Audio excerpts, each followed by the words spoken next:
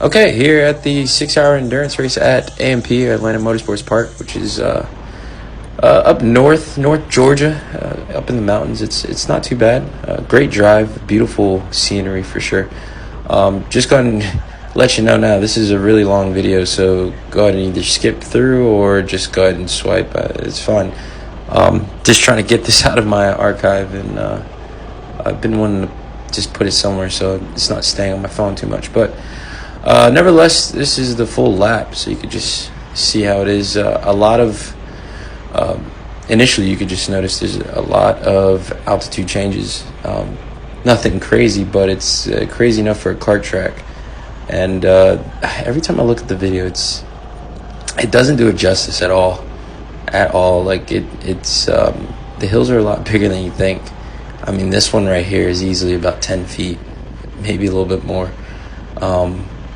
But I mean, the altitude change has to be, I want to say about 40 feet, maybe 40, 50 feet. They say one of the hills is about a 3 or 4 story drop. And that's coming up, that's turn 1. But the karts are pretty fast too. It's about 50 to 55 miles per hour, depending if you have a good or bad kart. But you'll see here in this next video, it doesn't really look that fast. And then it just drops off because that hill was something serious. Here's the start of the race. We started P3. Daniel was in the kart. My boy Danny, he held his own on this one. The first like 30 to 40 minutes until our first pit stop started running through. Yeah, I mean, I think we initially started losing some time with just simply pit stop mishaps, and things are out of our control, but that's actually endurance racing, unfortunately. But made it very entertaining.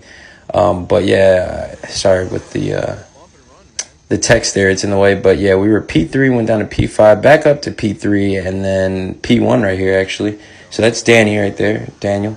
And I really thought this guy behind him was a little dirty. He was a little feisty the whole race, doing a lot of bumping and running and stuff. But still, it was great. Honestly, it was great to have that type of competition there. Here's our first pit stop. Gussie's taking the second stint, and beautiful sunset. You can just see how it was out here. It was just an amazing experience. And it was also, the conditions were amazing too. But battling all over the track, it was just straight up chaos everywhere. This is where we were pretty much camped out for the whole, it was a 6-hour race, but you had the practice, qualifying. So we were there for an easy 8 to 9 hours.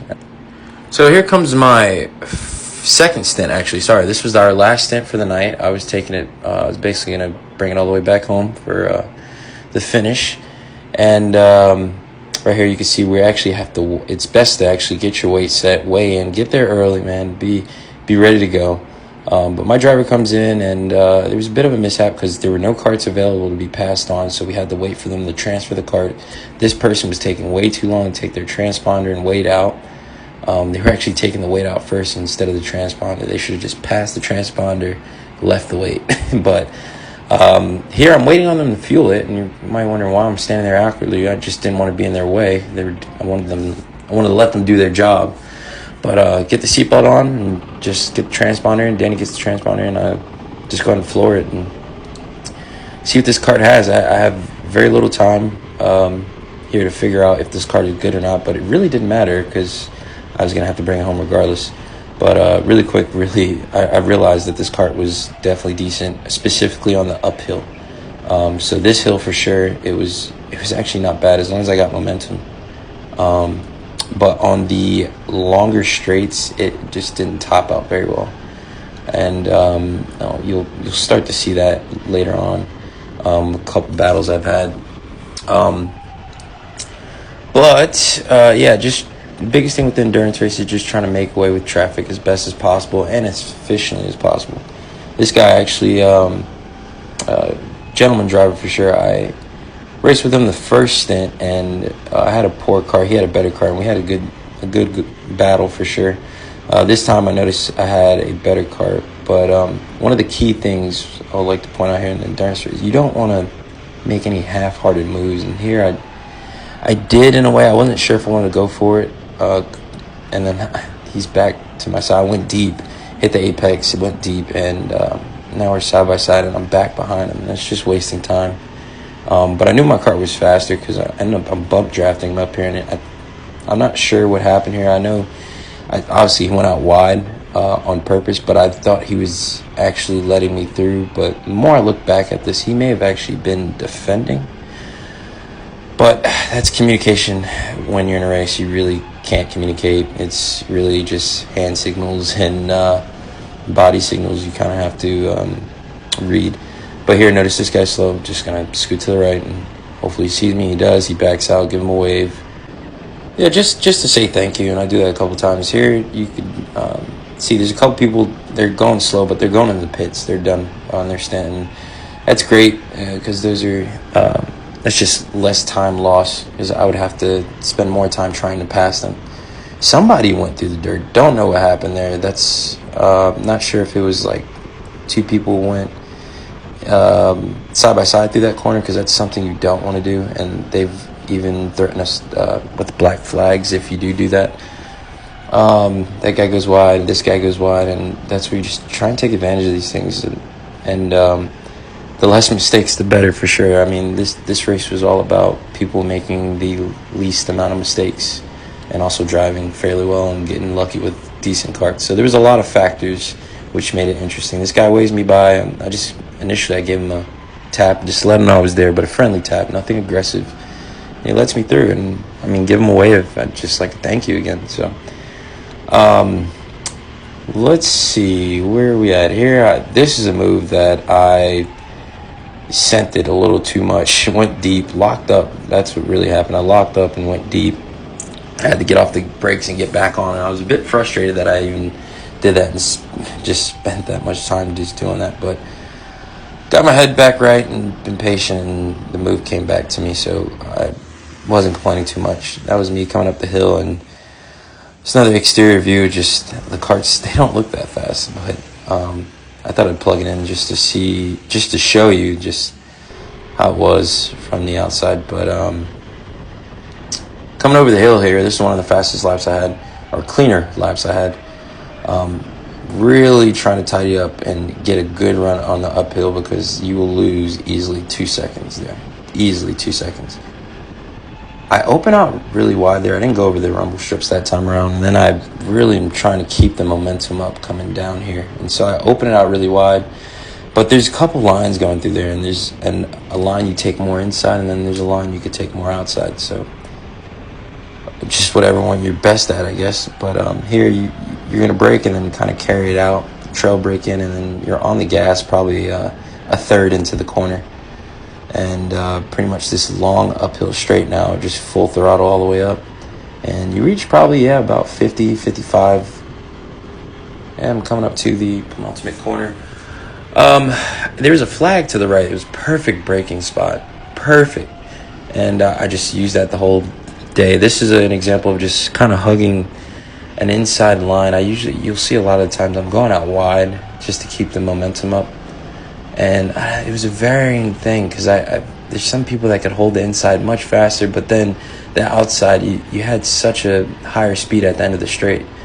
It was easily like 2 or 3 miles per hour more. And you were able to clock it, because there was like a visual, I forget what you even call those, but speed reference marker they had on the straightaway. Here I'm catching this little battle that these guys were having.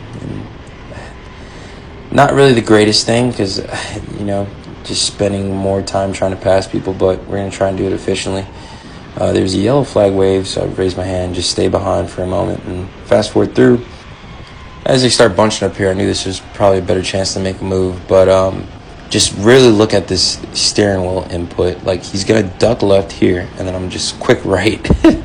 I mean, I'll take that, and I don't know, a lot of times I try and set up a pass and read what the person is going to do.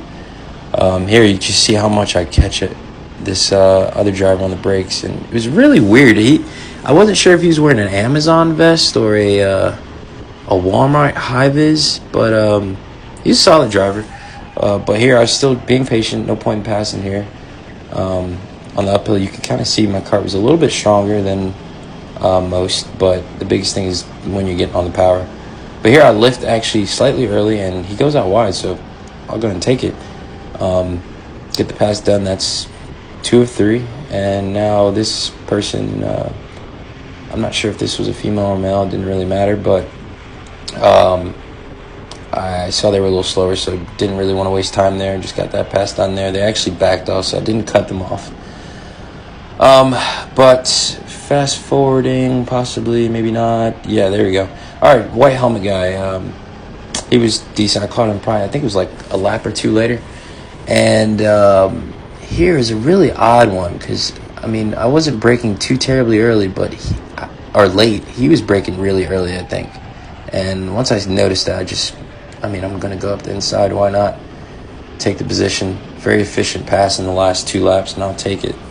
But now we have this driver in front.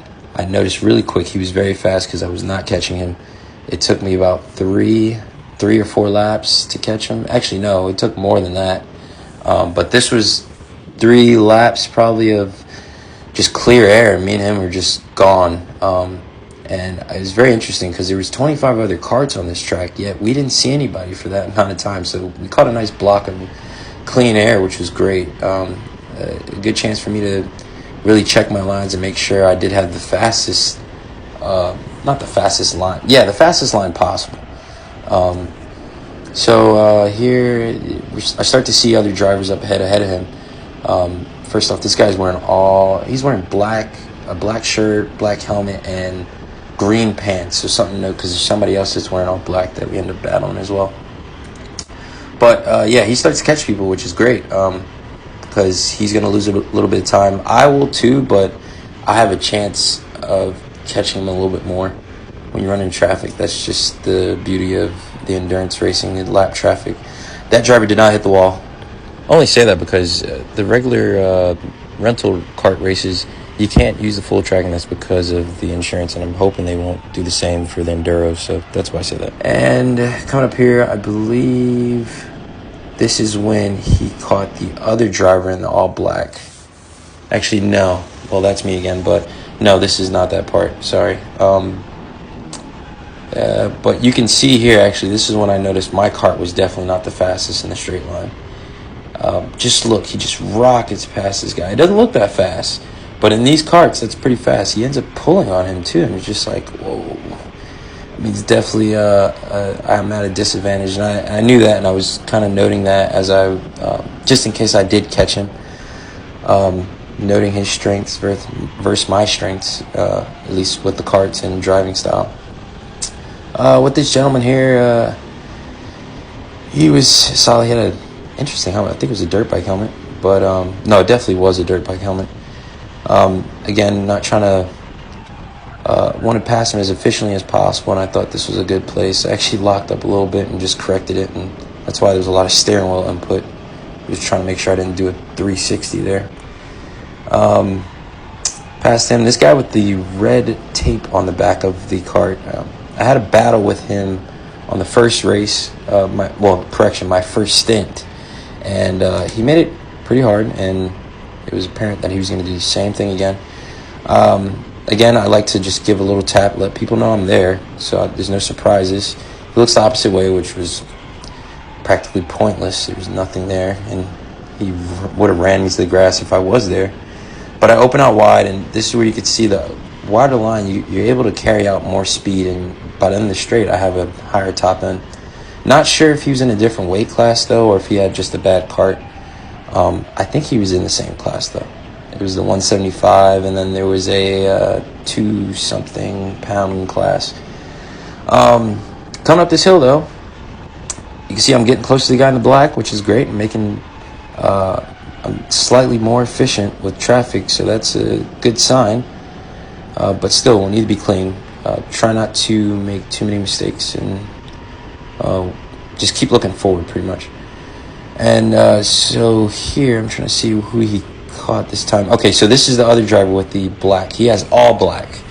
And then the driver I've been chasing is black with green pants. So something to note. They're battling, which is great. One of them, the one in the all black, his name was Jonathan, really cool guy. I met him after the race, and shoot, we might even race one day. But he came all the way from Texas. This race was in Atlanta, so all the way from Texas to Atlanta for this race, which is great. Here I open out a little bit wide. to get a better run up. Jonathan hits me a little bit. He got a little loose and hit me. But I still had momentum, which is crazy. And I knew this was probably my best chance of passing the guy I've been chasing, so I go for it. And we'll just keep it going. But look, the following straight, he just pulls on me. His kart was way better on the straight line, but he goes deep, so it was almost pointless there. I'll take advantage of that as well and just keep looking forward. So this whole stretch, this uphill stretch was where I was. My kart was very strong, and it was almost like a little bump, but nothing terrible. And then you see I'm on the uphill. The kart that I'm in was just slightly better, which is that slight advantage really helps. So looking forward, just a little bit of traffic here, and it was really weird. He held the inside line when he didn't have the inside anymore, but that basically slowed him down. I went out wide, and then there's Marshall there. And looking back at it, it was definitely, you could kind of think of it as sketchy, but I had control of the kart. There was no yellow flags as well, so it wasn't necessarily dirty. He was really just trying to cross over. I believe he was either relieving the other marshaller or maybe helping them out. I'm not really sure. But either way, looking forward here, let's see, catching more traffic. And these are the drivers that we love to race against. Great sport. I guess he had a headset on, immediately waved us through. We had just caught him. He didn't look back at all. So I think his team told him there was a couple drivers behind him that were fast, because Jonathan and that other driver in the green pants were right behind me at this point. And I was just, and they had faster karts. And Jonathan actually no, this is not Jonathan. I think this is the guy with the green pants. Let's check. I think this was, hold up. It's hard to see because it confused me in the race. I thought they were the same people, but you could barely see there. But one of them challenged me there, and I went heavily defensive because my teammate showed me third when I was coming around, and I thought I was in third, so I thought I was battling for third, actually. So the last podium spot. So was not trying to give it up at all. Here you'll see him come up on my right. This is definitely Jonathan. I remember he's wearing all black, and he has the red gloves and shoes. But he was, man, Jonathan was a great dude. He was actually laughing. I asked him after the race, I'm like, man, why are you laughing? He's like, man, because I knew this was going to be a good race when you were defending like that. I was like, oh, all right, well, much appreciated. But I actually because I noticed he had the faster straight line, so I actually tapped the back of my helmet, like trying to signal, hey, let's work together, let's go forward, let's not battle, we're losing so much time. And I really wish he caught on, because it ended up being, we weren't even fighting for position there. So it is what it is, but that's the racing part of it. It was very enjoyable. He actually made my stint much more enjoyable, so I thank him for that. It was very clean too. But here, I locked up a good bit, and that's where it's very interesting, because you could easily send it. There's a mistake here, actually, and this is how Jonathan actually catches me. And pressure was definitely getting to me, I would say. It was first endurance race, so I kind of expected that. But I'm going to defend again. I mean, I'm not going to... Thankfully, he didn't just swoop across. That was the biggest thing.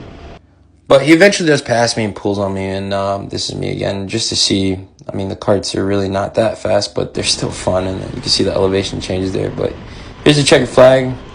Felt very relieving. I was tired, though, and I didn't expect that from go-karting. And definitely a lot of respect to that. And the people that actually race the competitive, I can't even say these are the SODI rental karts.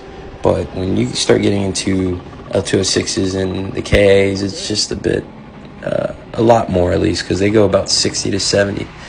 Especially the shifters, they get up there to 90 to 100, depending on the shifter, I believe. But here, everybody comes in. You could see this is the first time you see everybody together. It was a ton of teams here, man. It was a great showing. Go straight to Jonathan. I'm just like, man, that was an amazing race, man. Really appreciate the sportsmanship and everything. And yeah, I talked to him. I got his info after and talked to him just to figure out where he's from and stuff. And that's when I found out he was from Texas. But yeah, this is where the transponder was, just so you could see. And really easy to put in, but I'm sure it's really easy to come off.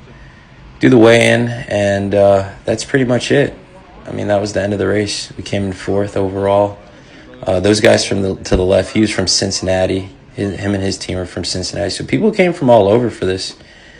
But great race and definitely going to come again. Man, Good stuff, bro. fourth? Yeah. We came in fourth. They haven't finalized anything yet. What if someone got a penalty? That's pretty good. Could be some If it's a penalty, it's a 40. Huh.